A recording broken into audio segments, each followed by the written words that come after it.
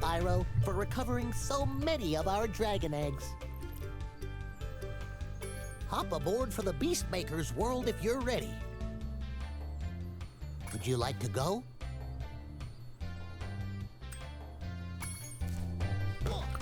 Welcome back. We're continuing our journey to Beastmaker's homeworld in this chapter. Just to recap, we've completed the artisans, peacekeepers, and magic crafters. Only Beastmakers and dream weavers remain before entering Nasty Nork's territory.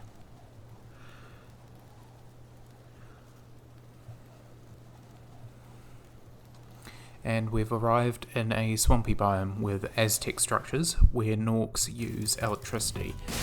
These Electro Norks ahead of us, they are one of the most annoying as they can electrify the floor. Alone they are easy, but combined with other enemies, they need to be defeated first.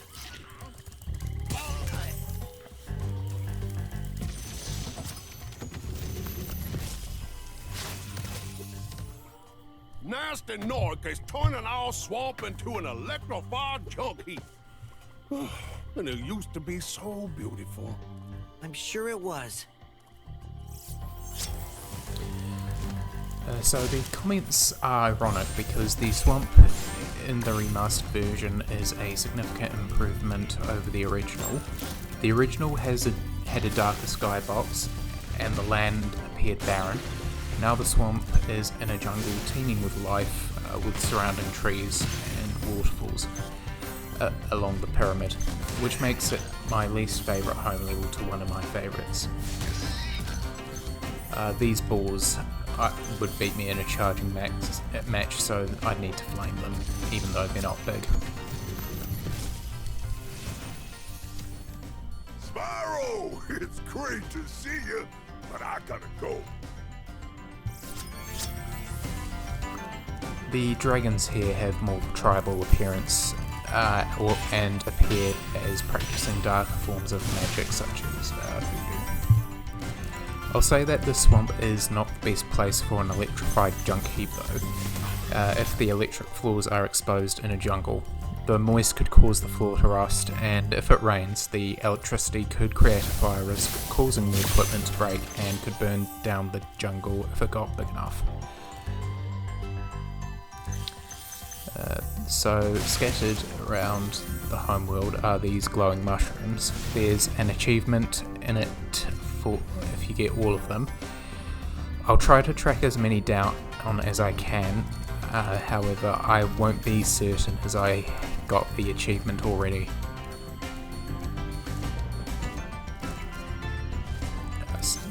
So this homeworld has two sections. The swamp where the 3 levels and the flight level is, and the main complex where the boss level is. This is the infamous treetops level, that is the 3rd level we'll be visiting. I'll explain more once we travel there.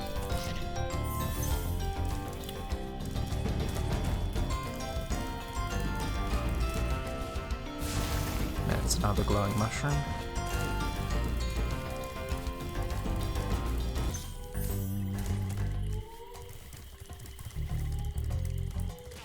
This is the main complex where we see a locked chest.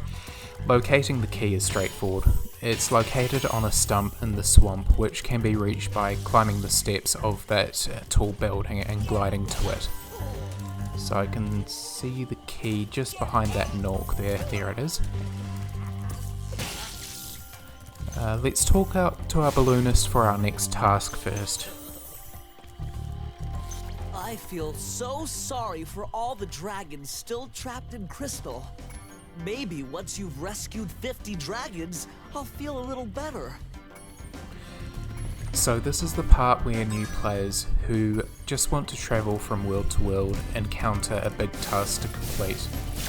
There are 80 dragons in total in this game, and we need to have 50, which is 62.5% of the dragons.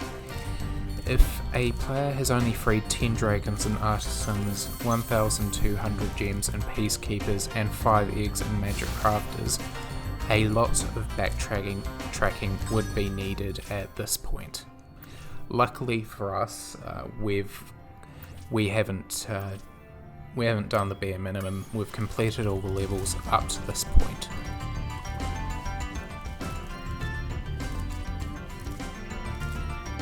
So let's glide to the stump where the key is located, and we have it.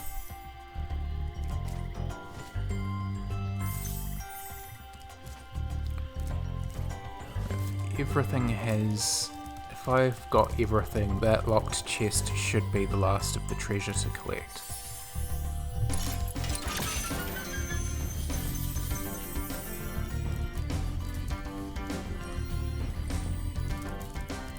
So it looks like there's 3 gems missing. That shouldn't be a problem to track down. So I think Sparks is pointing to the other side of this building. So it's likely going to be back at the start, which we were heading to anyway to tackle our first level. Great, we can go to Terrace Village, our first level.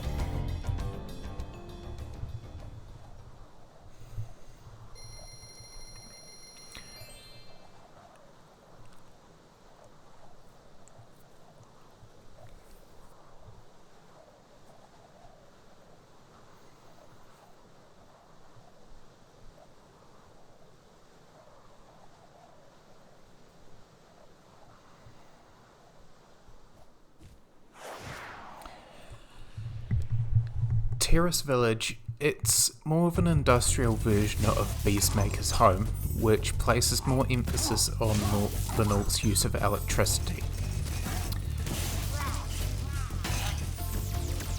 Adding to those electro-Norks, there are gunners who can shoot bolts at us. They're protected by metal, so charging before they shoot is essential, or jumping and charging downwards. The big laser Norks need to be kept at a distance before lunging forward to flame him. They have a long reach with the lightning rod and can easily zap if we're too slow. The layout in this level is divided into 2 parts.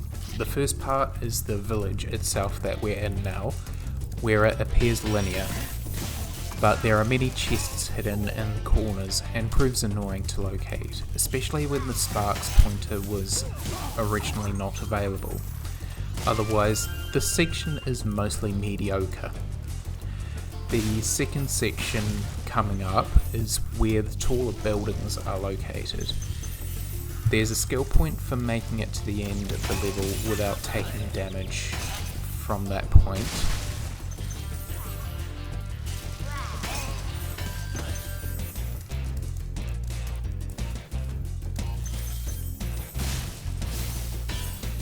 There are also chests located on top of some of those buildings as well, which requires a bit of thinking to get to them as well.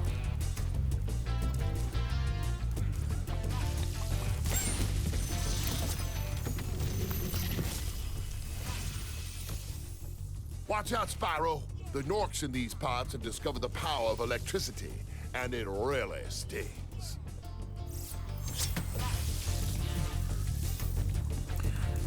So, as I've said before, by default, these electric Norks need to be defeated first, otherwise the floor lights up. I need to be very careful not to take damage, otherwise I miss out on a potential skill point.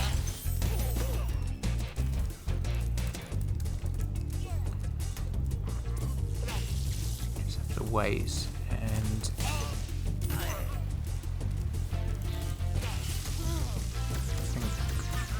get away with defeating that first, then the big guy. There we go.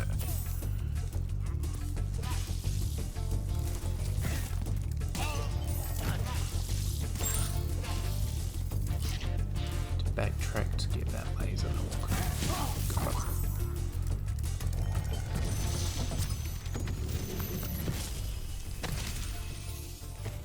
Good job, Spyro. One day you'll be able to tell all the dragons about your amazing adventures. Sure, but what I'd really like to do is get out of this swamp.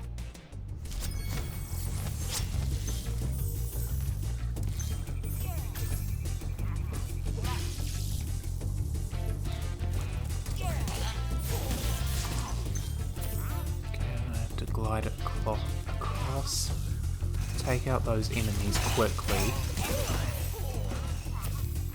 and then again take out that North and then take that out.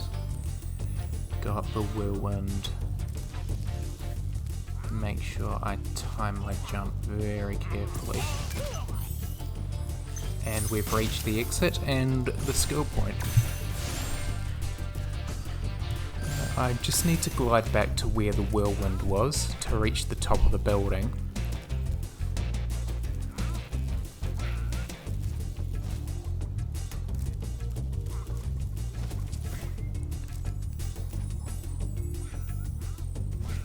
And then glide to the building on the right. Clear the gems.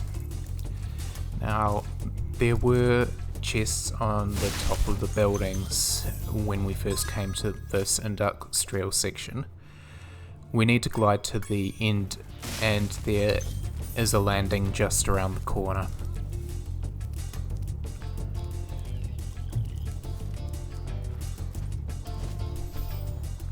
And I think I made an error in what the skill point is. If you avoid floor damage from those electric knocks, then you still get the skill point. But we'll take the win.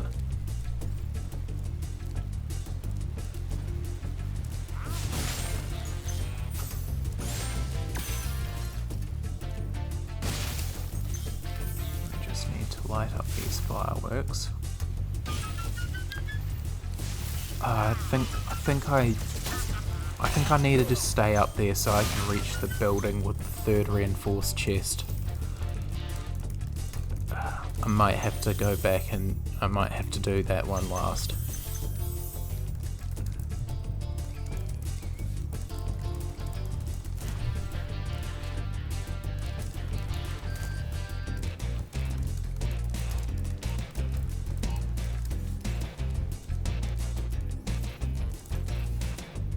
Yeah, so there's gems on top there as well. This part here always throws me off in terms of efficiency because there are gems to collect. Because along the wall there's a ledge up there that I can't get to, and I can only access it by falling off the first gap in the wall. And if I fall down the second, I can't go back and get those gems. A flat layout beneath those buildings would have been a better way to design the level, as I don't consider the stash of gems up that ledge to be very well hidden.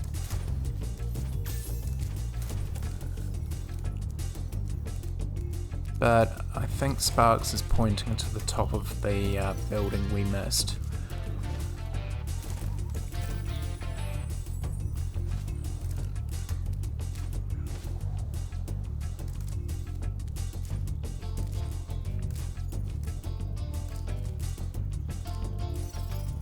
Yep, that's correct.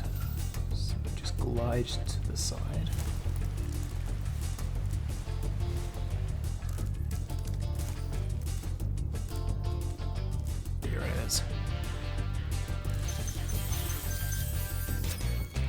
Great, now the level's done.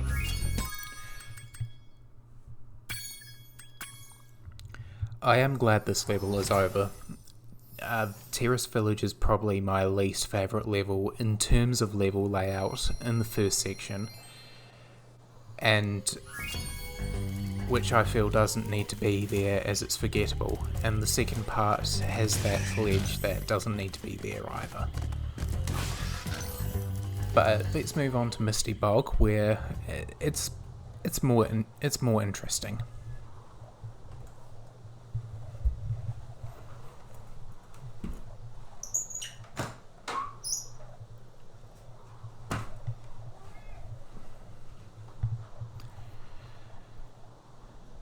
My cat has just decided to come in and say hello.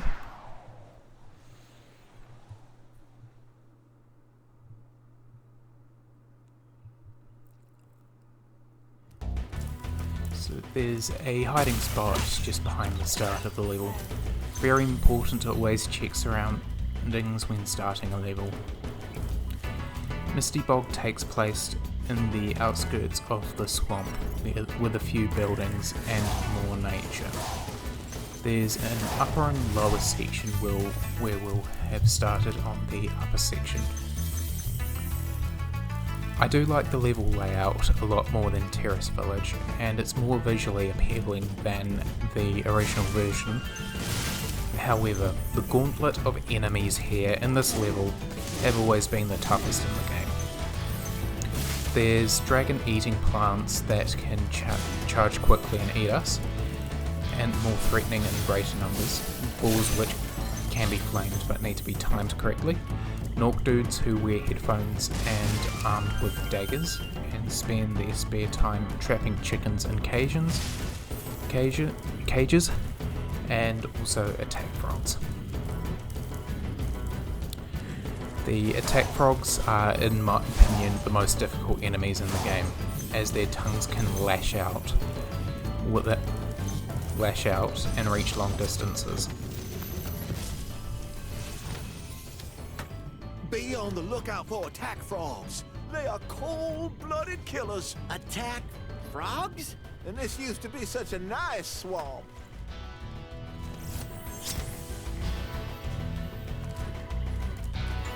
They are even more difficult to defeat without taking damage. They are even harder to fight in packs, which we'll see in the hut just ahead of us here. To get inside, we need to climb the stumps to the left by gliding to the island, but I'll just take out these enemies first.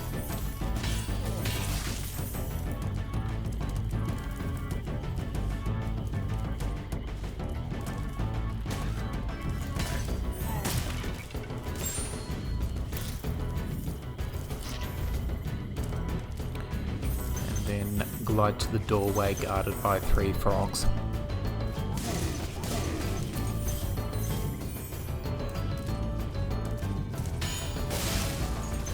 And this is the part here where I'm not expecting to eliminate all these enemies on my first attempt. So what I'm going to aim to do is get through them, free the dragon, so that I have a checkpoint here in case I die. But unfortunately I didn't get through.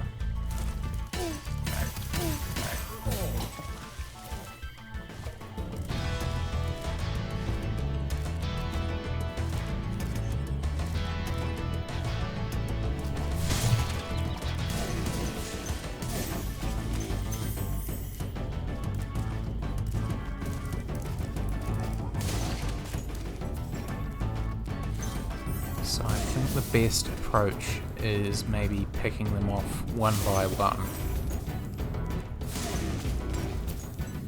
Okay. So far so good. I think if I climb these steps and free the dragon. Thanks for releasing me. It seems like I've been trapped in here since I was your age. Oh no! Why, I remember, Gotta go! So it's just those Nork dudes that I need to take care of.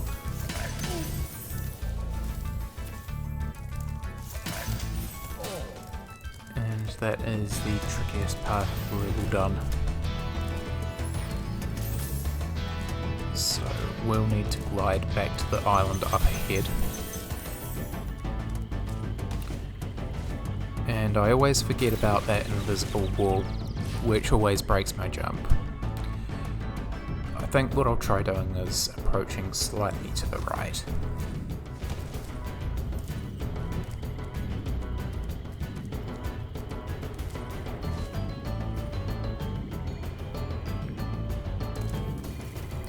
And the lower section is up next.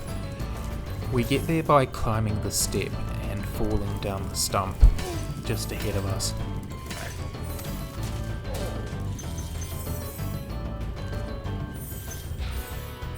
And once we get down there, there are more dragon-eating plants and Gnorcs to take out. So I need to clear them out and check for remaining treasure.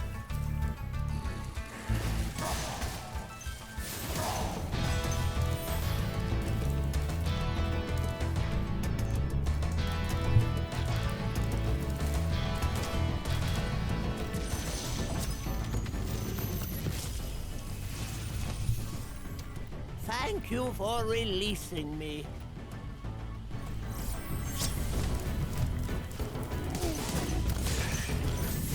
Those balls are quite useful when they charge through the frogs and the dudes. The important thing is to flame them before they can get to me as well.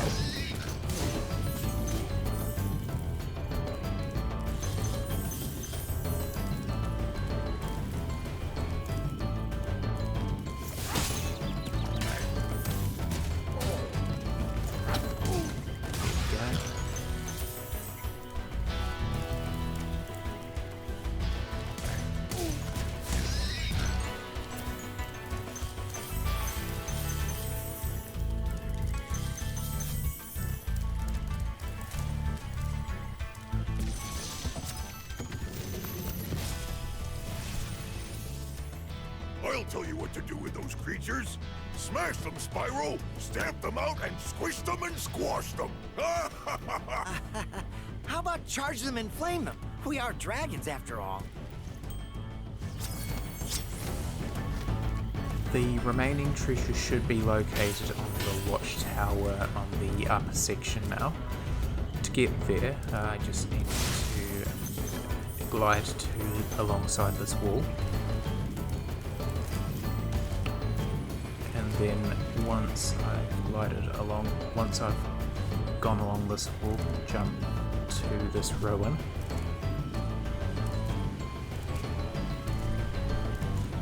And then clear these gems and glide to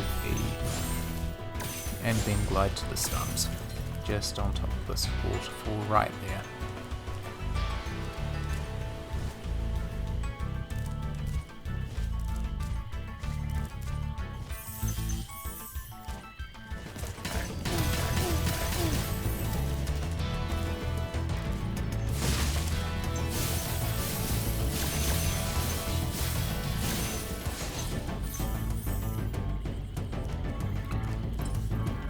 It's time to use Sparks' pointer. I think it might be pointing into the area we fell into before. From a more realistic standpoint, I don't know why some dragons can't help to fight these enemies. They are larger dragons, meaning their flame breath can range further, making the attack frogs easier to deal with.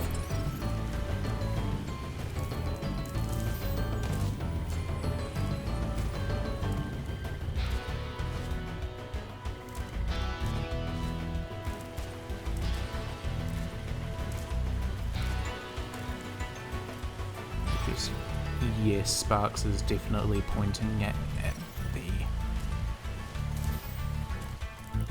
the area below the waterfall, and I did forget to pick up that chest. Now I can go to Treetops, which is the highlight of the Beastmaker's homeworld, and has been the cause of many players unable to gain 100% completion. Bear in mind, access to the internet was more limited back in 1998, so there were fewer resources which could assist players in completing the game, only by trial and error.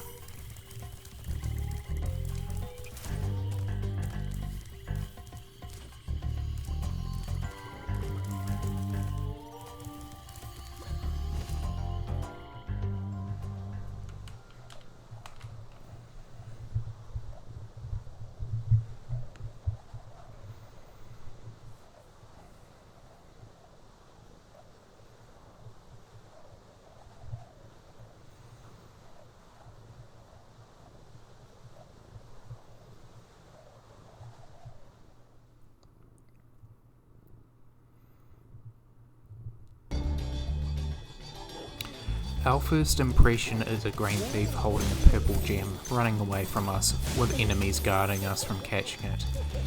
And it's escaped out the window. The only way to catch it is finding out where it's going to be hiding, so I won't be chasing it, but I'll keep going down the corridor and come back later. We'll glide to the next tree where a red thief is carrying another gem.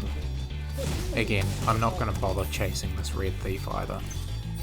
What I'll do is I'll collect all these gems and dragons first, catch the thieves, beginning with the red thief section, then to the green thief section.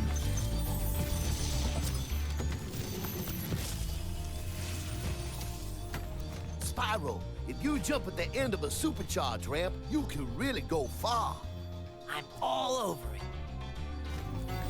So the red thief section, I consider it to be this tree that we're on right now, the interior of this tree that we're arriving now, and also the tree where the exit portal is.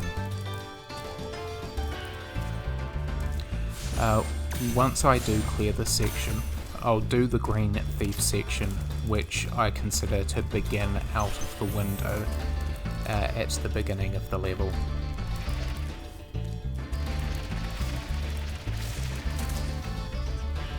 So we now know that the red thief is on top of this ledge, but we need a level 3 supercharge to reach it. It's only possible to reach level 2 by starting on the supercharge. So I will focus on clearing this area and go back to the start to do the green section. We can get back to the start by gliding to the spiral path around the starting tree.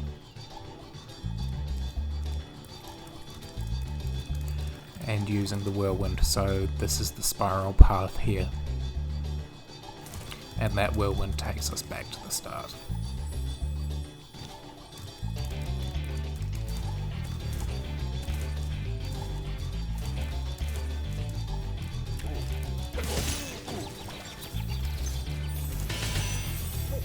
And that's the key to the locked chest.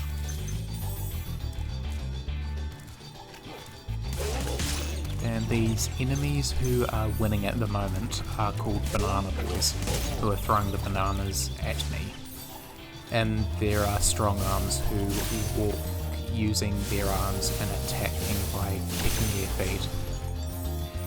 This area is one of my favourites in the Beastmakers. This particular tree here, as there's a clear view of the level with the surrounding trees and the night sky with the aurora. And there's a nice moon out as well, which is a nice touch.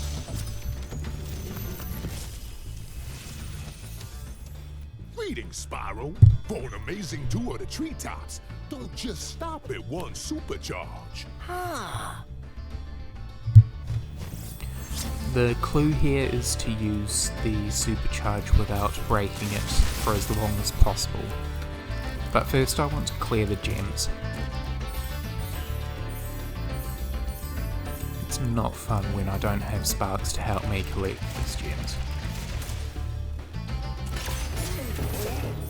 But it looks like that those bananas have finally gotten the better of me.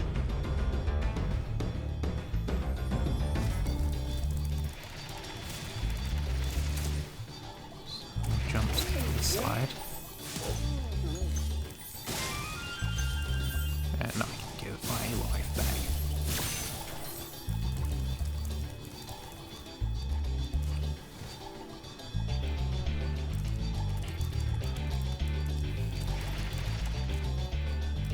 Now, I just want to line up my supercharge with the reinforced chest ahead, and which I'm not doing particularly well at the moment. I'll try that again. And that's better. Then I'll clear the gems around here.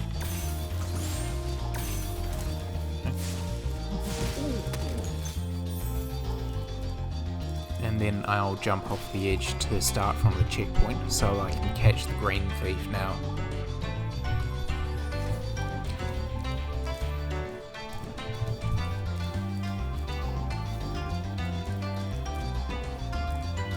and that's where I'm supposed to go.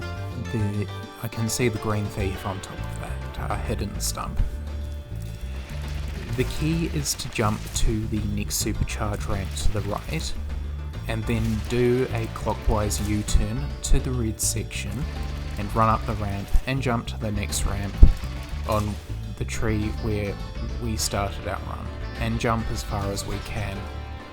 I think I started my glide too soon, so I'll need to try that again.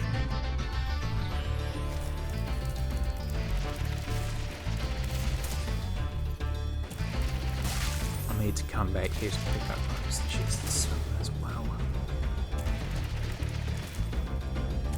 And that is better hang time.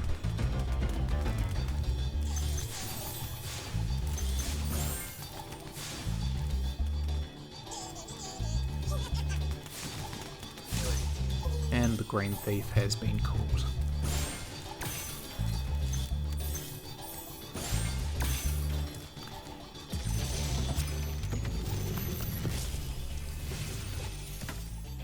That was quite a ride, Spyro.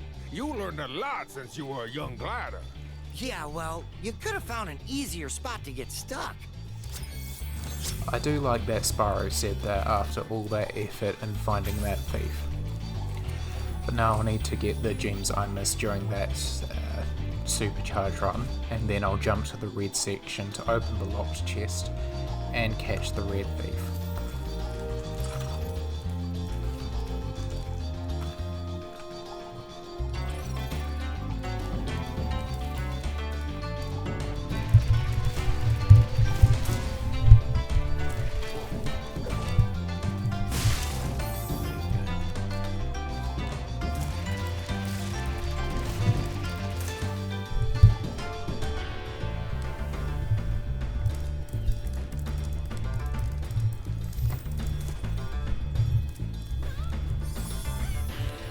Apologies for the background noise, I'm just trying to make my cat stay still.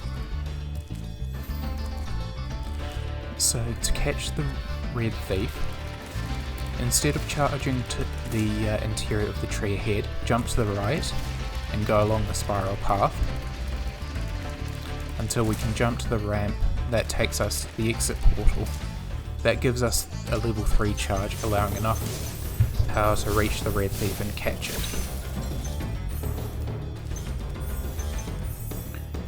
And then just clearing the gems, and hopefully that's the level done. So, solving treetops. It took a lot of trial and error. The biggest frustration was getting game overs and having to start from the Beastmaker's home all over again. Travel to treetops and then begin from the start. So I confess, I did use the 99 lives cheat code. This made it easier as I could start from each ramp if I died until I worked out where to go. I do like how the developers made this personal for the player. They could have easily removed the thieves and just kept a bunch of treasure onto difficult hiding places, but they added thieves to taunt the players, which signals that the level is going to be challenging. We're now on our way to the boss level, which remains. This one is unique in the sense that this one cannot be attacked directly. The boss takes place in a fortress where nature is polluted by radioactive substances. The Banana Boys and Strong Arms have returned, but the Banana Boys are now wearing armour, making them harder than treetops. The courtyard of the fortress represents the build-up to the boss fight, which includes a ledge with treasure out of reach. The interior where the electricity is displaying Metalhead is where the boss is hiding.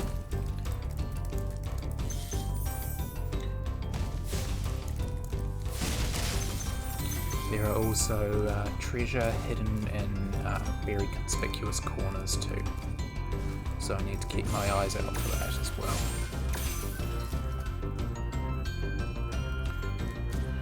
So to access that ledge, it can only be accessed by discovering a secret area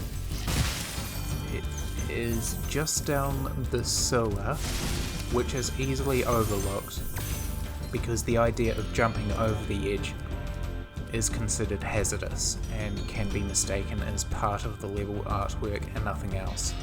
So the entrance is just right there.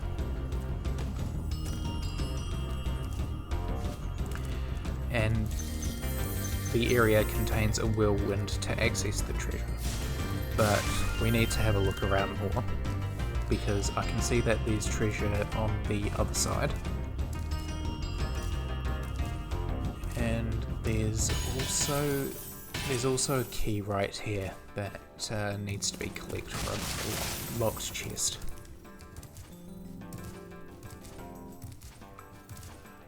But we can just collect that key and move to the whirlwind.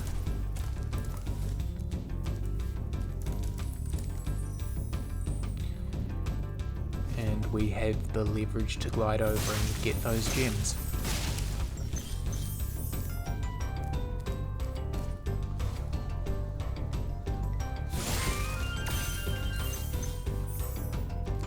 And I can cross the bridge and clear out the remaining enemies. But first I just want to check as many corners to clear gems.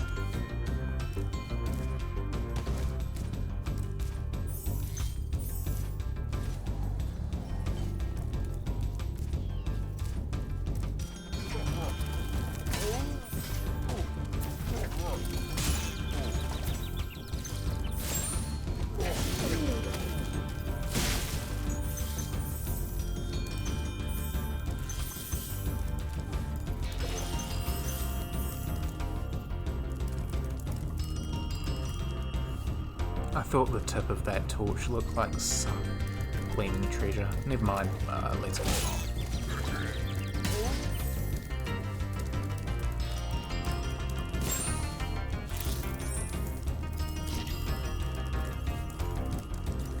on. I hate those banana boy enemies. Metalhead is all charged up to meet you.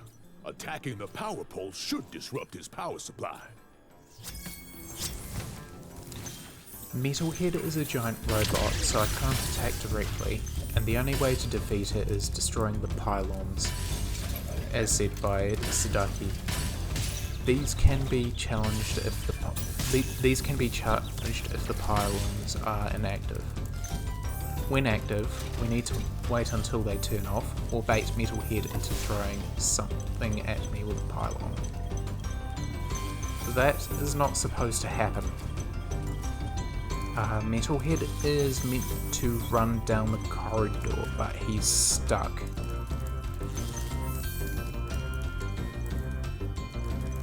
This is weird. I'll remove these pylons anyway, and hopefully Metalhead is defeated, otherwise I might have to restart the level.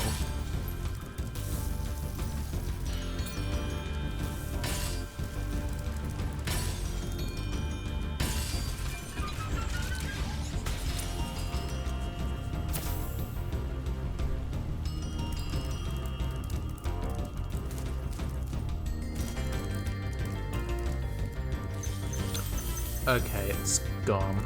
A bit anticlimactic, but we've got the gems from it.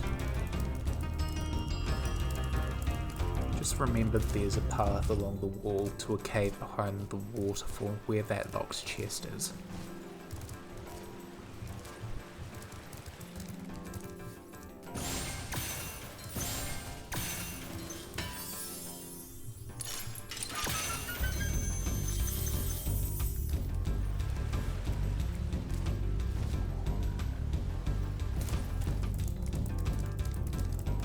And the last thing to do is reach the balcony where some chests are hidden. Then clear the gems lying around inside the building.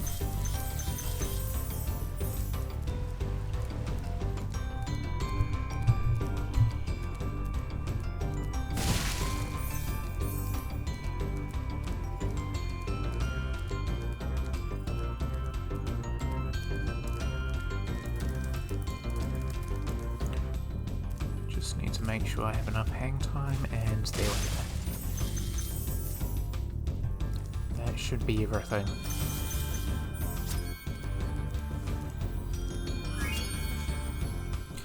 And it's just the flight level remaining.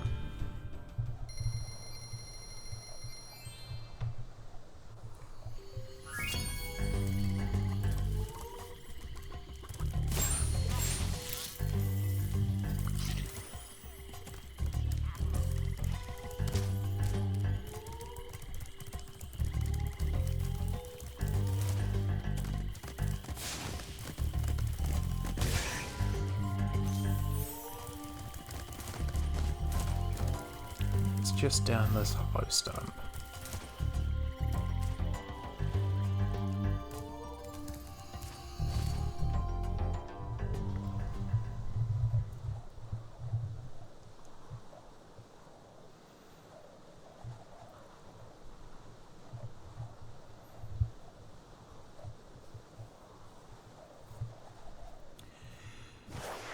I consider Wild Flight as probably the trickiest flight in the game, as the layout is not linear, meaning we need to decide on the order of objects to clear. The biggest difficulty is the boats do not align with the archways when clearing them, making for some tight turning. A fair question would be, why not just focus on the boats first, then the archways? It has been a while since doing that, but I recall running out of time whenever I've tried it. So that's why I always aim to go for the boats and the archways at the same time. But this is not going well, and I've already near escaped the water 3 times. And unfortunately a lot of time is gone, but hopefully the planes and the chests prove easier when flying in the opposite direction from those planes. Not that way.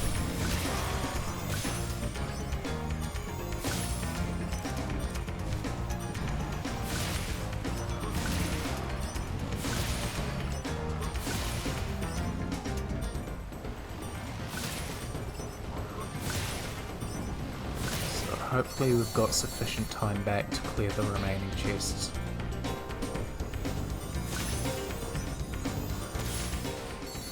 That was stressful, but we'll take the win.